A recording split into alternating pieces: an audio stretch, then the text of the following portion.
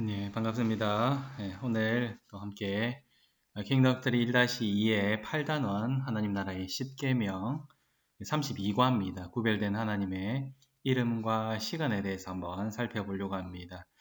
출애굽기 20장 7절에서 11절 말씀과 16장 14절에서 31절 말씀 그리고 신명기 5장 15절 말씀을 참고하시면 되겠습니다.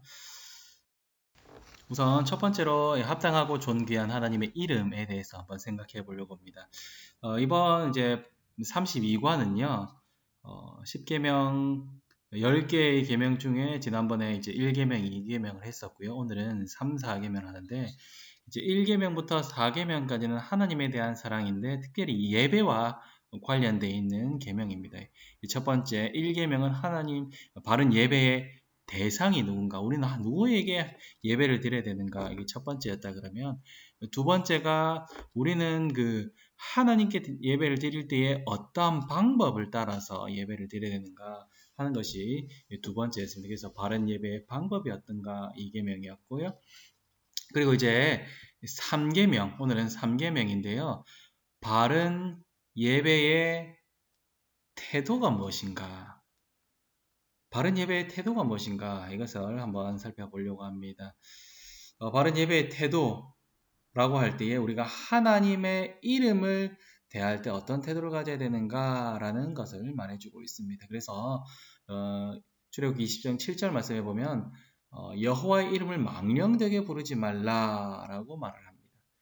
여호와의 이름을 망령되게 부르지 말라, 거짓되게 부르지 말라, 잘못 부르지 말라, 뭐 여러 가지 이런 뜻을 가지고 있겠죠.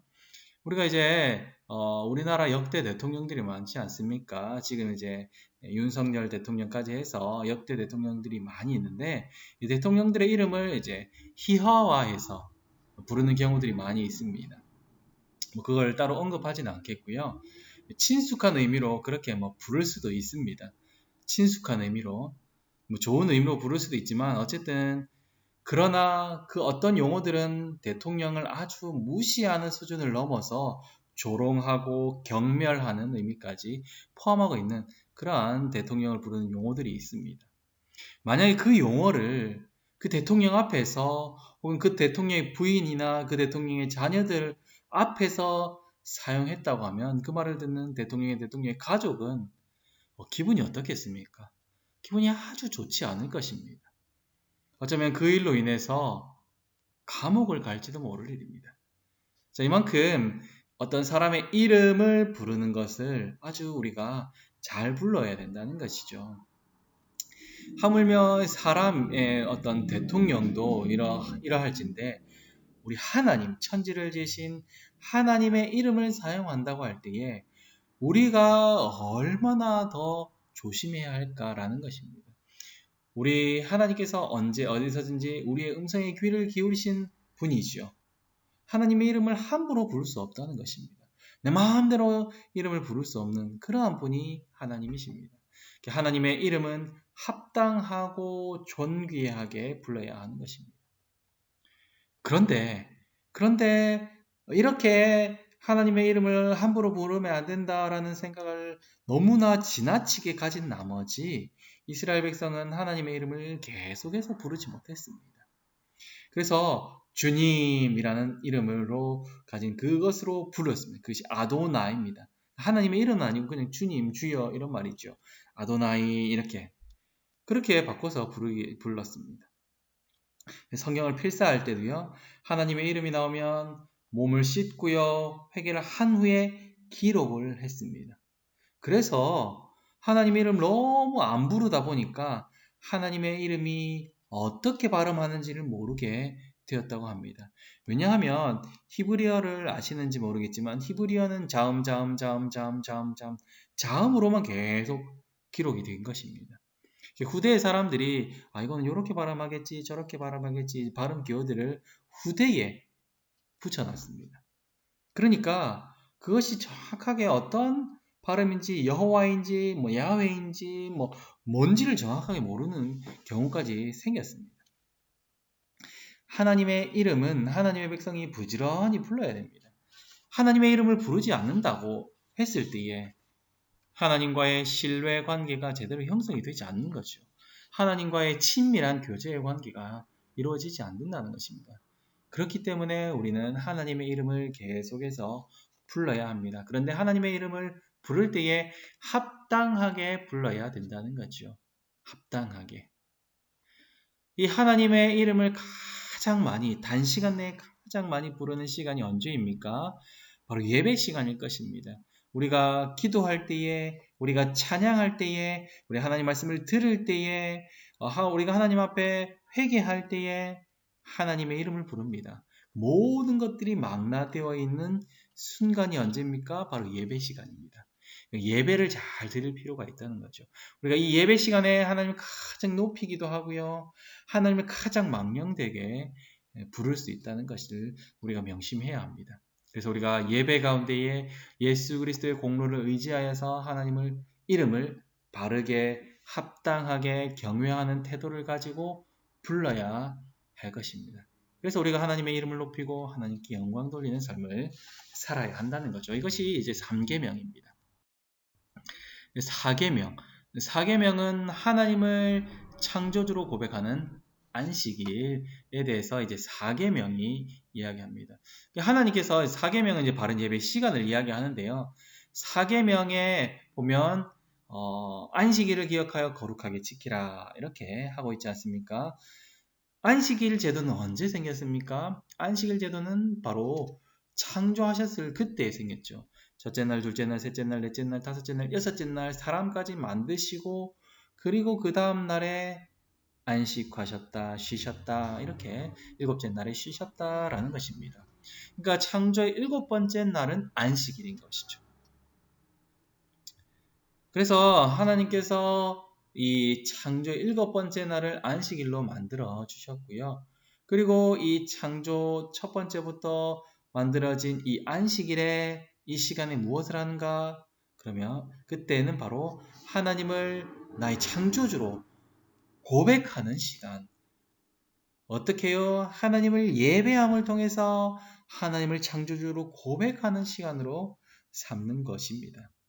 그래서 하나님을 만나고요. 하나님께 예배드리고요. 안식하는 정말로 몸과 영혼이 쉼을 통하여서 안식하는 시간을 가지는 시간이 바로 이 안식일입니다. 그런데 어떻게 되었습니까? 죄와 허물로 인하여서 사람들은 안식을 잃어버렸습니다. 사람은 죽었습니다. 사람들은 그 안식을 잃어버리고 죽음을 당했죠. 그래서 죄와 허물로 죽었던 우리를라고 말을 합니다. 그러나 하나님은 사람들이 안식을 잃어버린 그 순간 에덴 동산 거기에서 영원한 안식을 주신 것은 아니고 약속하시죠. 약속하신 하나님께서 반드시 주실 것이기 때문에 주셨다라고 믿는 자에게는 주셨다라고 이해해도 무방하지만 약속하셨죠. 어쨌든 이제 사람들은 그 영원한 안식을 바라보면서 계속해서 안식일을 지키게 되는 것입니다. 특별히 하나님께서 자기 백성을 애굽 땅 종되었던 집에서 구원하셨죠. 그리고 나서 시내산까지 데려가셔서 그곳에서 계명을 주시는데 10가지 계명 중에서 네 번째 계명 안식일을 제정하는 것입니다. 출애굽을 시킴으로 구원하신 것도 안식일을 제정하신 것도 이것은 그리스도를 멀리서 바라보는 그리스도를 가리키는 그러한 제도인 것입니다. 예수님이 없이는 이거 모든 것이 완성되지 않는 것들입니다. 왜냐하면 이것에 바라보고 이것을 완성시키는 것은 바로 예수님이기 때문입니다. 그래서 그리스도를 바라보면서 고백하는 시간이 되어야 됩니다. 그래서 우리가 진정 그리스도를 고백하는 날이 안식일이라는 사실을 우리가 기억해야 됩니다. 그래서 진정한 출애굽, 죄와 허물로부터 구원시킬 메시아를 바라보도록 하는 것이 이 날입니다. 이 그 안식을 바라보면서 계속해서 안식일을 지켜나가던 거죠. 구약 성도들은 멀리서 구원을 바라보고 안식을 바라보고 이 약속을 지켜 나갔다는 것입니다. 이날 계속해서 거룩하게 지킴으로 오실 메시아를 고대하는 것입니다. 그리고 오신 메시아이신 예수 그리스도는 6월절 어린 양이 되셔서 십자가에서 죽으셨습니다. 우리 모든 죄를 다 담당하시고 그곳에서 하나님의 저주를 받으셨습니다. 그리고 죽으시고 음부에 내려가셨다가 사흘 만에 살아나심으로 말미암아 참 안식을 우리에게 허락하셨습니다. 주셨습니다. 그래서 이 안식을 주신 날, 사망 권세 이기시고 깨어나신 날, 이기신 날, 살아나신 날, 이날, 안식 후 첫날, 이날이 우리는 이제 새롭게 창조된 날이다 라고 말을 하며 이 날을 안식일로 이제 제정하여서 우리가 새롭게 지키는 날이 되었습니다. 이 날을 8번째 날이죠. 첫 번째, 두 번째, 세 번째, 네 번째, 다섯 번째, 여섯 번째, 7번째 안식일 날까지 나서 안식 후 첫날, 새 창조의 의미입니다. 8번째 날, 8번째 날은요, 새 창조의 첫 번째 날이기도 하죠. 그러니까 새 창조를 의미하기도 하고 하나님께서는 8번째 날을 이제 주일이다 라고 하시면서 너희들이 이 날을 거룩하게 지켜야 된다 라고 말씀해 주셨습니다. 사랑하는 교사, 부모 여러분, 32가를 정리하면서 우리는 우리의 삶이 세상에서 학교 다니고 일하고 직장 다니고 뭐 여러 가지 세상에서 바쁜 그 날이 우리의 중심이 아니라는 사실을 꼭 기억해야 됩니다. 우리의 삶은 예배를 위해서 존재하는 것입니다. 지금은 우리가 1시간밖에 안 되는 그 예배 시간, 그 예배 시간이 우리 삶의 중심입니다. 우리의 삶은 그 예배 시간을 통해서 조금 넓게 보면 우리는 주일을 통해서 돌아가고 있는 삶이라는 것이죠. 우리가 이 시간이 없으면 우리는 아무 의미 없는 삶을 살아가는 것입니다.